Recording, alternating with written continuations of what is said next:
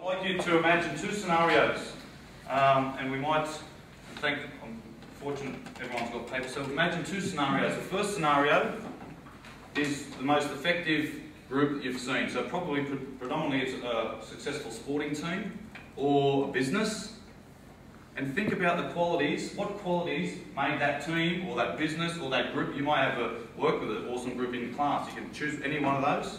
What qualities made those groups successful? Okay, so consider another scenario. Very quick 5 minutes. Okay, what I will do is I'll present this second scenario to you, and I'll give you probably the catch-up time. I just want to make sure that we're thinking about the two scenarios. So now choose the alternate. Probably it may very well have been in your teaching career when you've had a very dysfunctional group, or in current trends you may very well be able to identify with a dysfunctional business, or you might have been a member of a dysfunctional sporting team. What characteristics, what predominant characteristics made those groups, those teams or those businesses dysfunctional? Okay? Collaborative assumptions. The first one says students don't understand how to work in student groups. Now, I'm not sure, I think we assume that they do. Yes, I believe that the assumption would be that most teachers assume that students know how to work in groups. And in fact, the statement there, number one, is an absolute fact. They don't. Students do not know how to work in groups. So if we are creating a shell, 151 for next year, and we are saying, okay, from the entry document, students want to work in groups, and we have to evaluate where are we going to teach this. Students have not been trained in assessing others on facilitation and leadership, conflict management, or any other factor under the term collaboration. Once again, the assumption would be the opposite to that, because that number two there again is a fact. So in PBL at Parramatta Marist, we ask students to grade each other on collaboration. We dropped the ball on the process when we went to the training the first time. Why? Because when we came back, we didn't know about the process. We had to teach them how to do it first, and we didn't. So how can we expect quality results, quality assessment, quality conflict resolution from Year 9 and 10 students when we haven't taught them? And in fact, we haven't taught each other, we haven't gone through this as a staff, and today's the day. That's why I'm so excited, because this is the stepping stone, the first one, where we as a staff will get on the same page, and then we can coach the students. What are some of the things that we have problems with in our classes with regards to our students' skills? Analysis.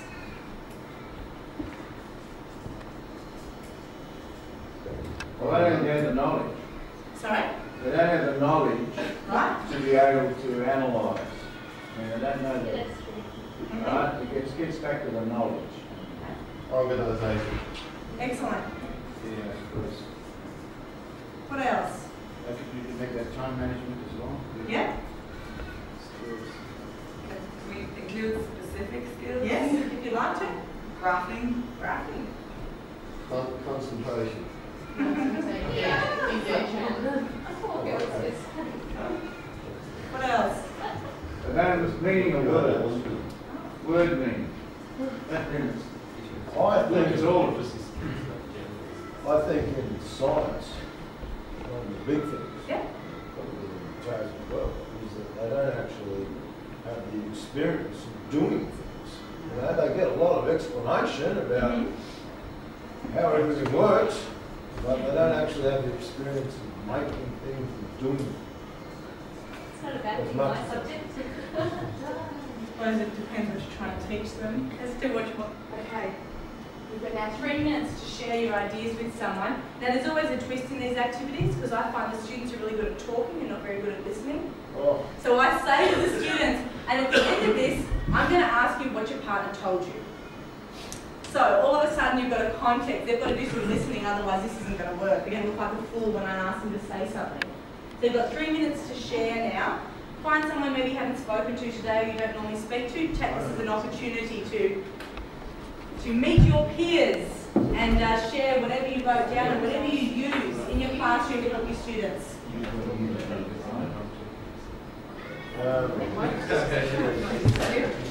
well, Alright,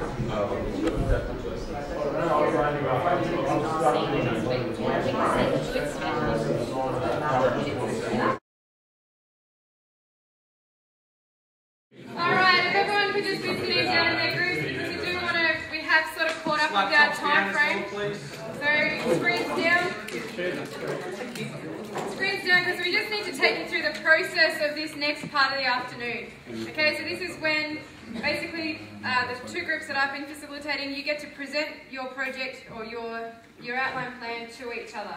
Okay, and we go through what is the critical friends process, where we're highlighting the things that you like, the things that you're wondering if about, and also identifying possible next steps.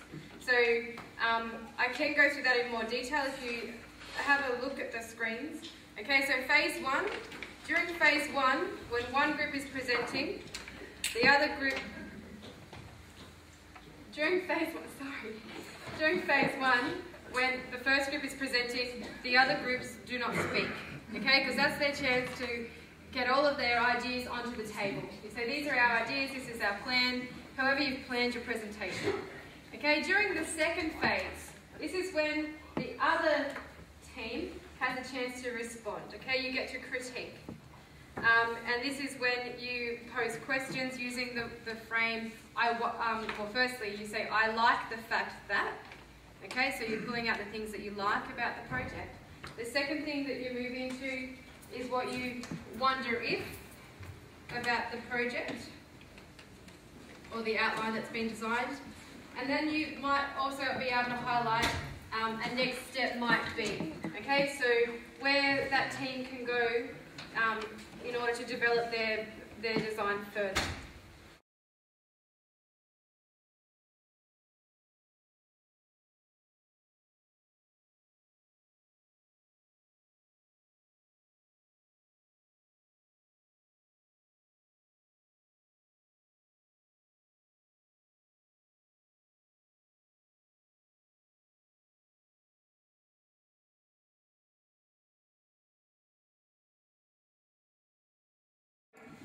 Things that they're unsure, clarifying questions. I wonder if this is feasible. I wonder if everyone knows how to use a wiki. I wonder if, etc. Okay?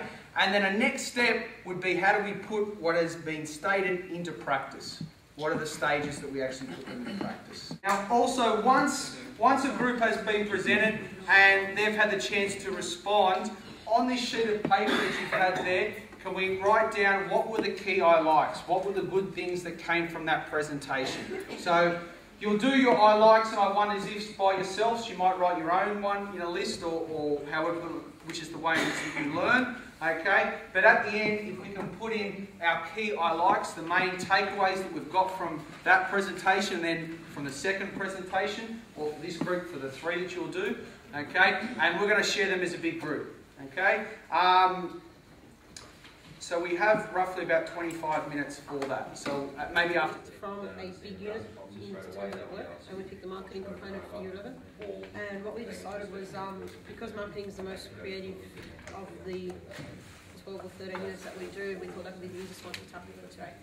Necessarily you can't start with direct instruction, but what's a way that you can communicate that? Use the computer sources, so they go and research what is the law, what are legal terminologies. One way.